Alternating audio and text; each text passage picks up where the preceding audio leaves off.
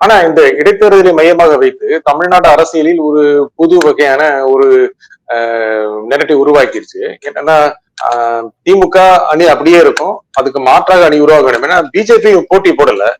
அப்படின்னா அடுத்த தேர்தலுக்கு முன்பாக போட்டி போடாத முக்கிய கட்சிகள் அதிமுக, பிஜேபி, பிஜேபி அணி இவங்க எல்லாமே ஒரு மாற்று அணியை திமுகக்கு எதிராக உருவாக்குவார்கள் அப்படிங்கிற ஒரு சூழ்நிலையை இந்த தேர்தல் உருவாக்கிருச்சுல்ல. அந்த சூழ்நிலை தெரியுது, அதுல எனக்கு சந்தேகம் கிடையாது.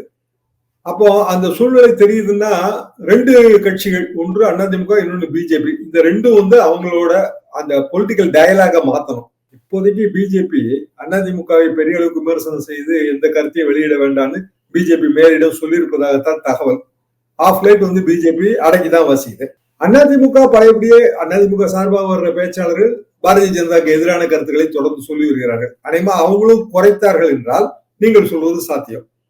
அதாவது அடுத்த 3 மாதங்களுக்குள்ள ரெண்டு கட்சிகளுக்கு இடையில புரிந்துணர்வு ஏற்படணும். புரிந்துணர்வு ஏற்படணும்னா நம்ம அதை எப்போ கரெக்டா யூகிக்கலாம்னா, இன்னும் 1 வாரத்திலயோ 2 வாரத்திலயோ பிஜேபியோட மாநில தலைவர் முடிவா வரல. அப்ப நம்ம வந்து இதை எதிர்பார்க்கலாம். மாநில தலைவர் மாற்றம் இருந்தால், உதாரணமாக வாழை சீனிவாசன் அவர்களோ இல்ல நயினார் நாகேந்திரன் அவர்களோ வரும்போது அது மாற்றாக தெரியும்.